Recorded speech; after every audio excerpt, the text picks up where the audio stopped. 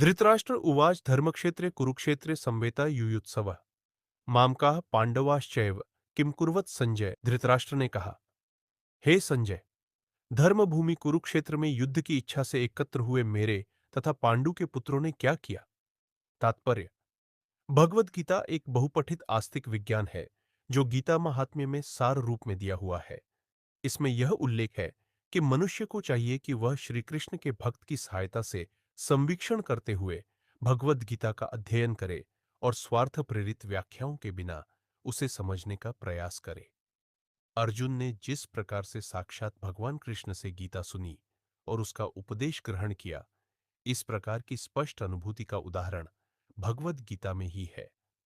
यदि उसी गुरु परंपरा से निजी स्वार्थ से प्रेरित हुए बिना किसी को भगवद गीता समझने का सौभाग्य प्राप्त हो, तो वह समस्त वैदिक ज्ञान तथा विश्व के समस्त शास्त्रों के अध्ययन को पीछे छोड़ देता है। पाठक को भगवद गीता में न केवल अन्य शास्त्रों की सारी बातें मिलेंगी, अपितु ऐसी बातें भी मिलेंगी जो अन्यत्र कहीं उपलब्ध नहीं है। यही गीता का विशिष्ट मानदंड है।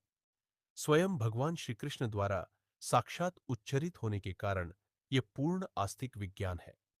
महाभारत में वर्णित धृतराष्ट्र तथा संजय की वार्ताएं इस महान दर्शन के मूल सिद्धांत का कार्य करती है। माना जाता है कि इस दर्शन की प्रस्तुति कुरुक्षेत्र के युद्ध स्थल में हुई, जो वैदिक युग से पवित्र तीर्थ स्थल रहा है। इसका प्रवचन भगवान द्वारा मानव जाति के पथ प्रदर्शन हेतु तब किया गया जब वे इस लोक में स्वयं उपस्थित थे। धर्मक्षेत्र शब्द सार्थक है क्योंकि कुरुक्षेत्र के युद्ध स्थल में अर्जुन के पक्ष में श्री भगवान स्वयं उपस्थित थे। कौरवों का पिता धृतराष्ट्र अपने पुत्रों की विजय की संभावना के विषय में अत्यधिक संदिग्ध था।